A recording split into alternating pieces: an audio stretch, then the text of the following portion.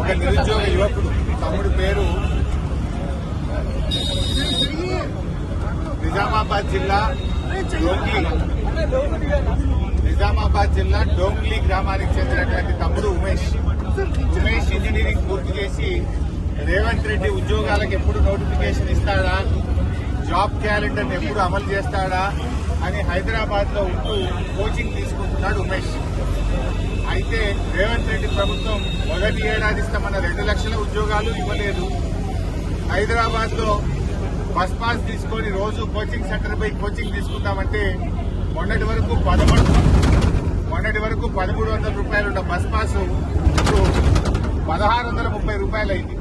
ఒక నిరుద్యోగ యువకుడి మీద 330 రూపాయల భారం రేవంత్ రెడ్డి ప్రభుత్వం వేసింది. ఆడోళ్ళకు ఫ్రీ అంటివి, మగపిల్లల దగ్గర డబ్బులు వసూలు చేస్తుంది. ఇవాళ ఒక పేద ప్రైవేట్ కంపెనీలో ఉద్యోగం చేసే యువకుడు, ఒక అవుట్ సోర్సింగ్ ఉద్యోగి, నువ్వు ఒక్కొక్క రోజు టికెట్ మీద 10 నుంచి 20 రూపాయలు పెంచావు. 20 రూపాయలు పెరిగిందంటే నెలకు 600 రూపాయలు ఆ చిరు ఉద్యోగి మీద భారం పడుతుంది, ఆ అవుట్ సోర్సింగ్ ఉద్యోగి మీద భారం పడుతుంది.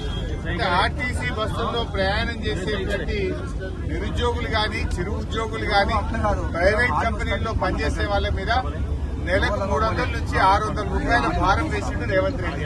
ఇప్పుడు ఈ తమ్ముడు ఉమేష్ మీద 300 రూపాయల భారం పడ్డది.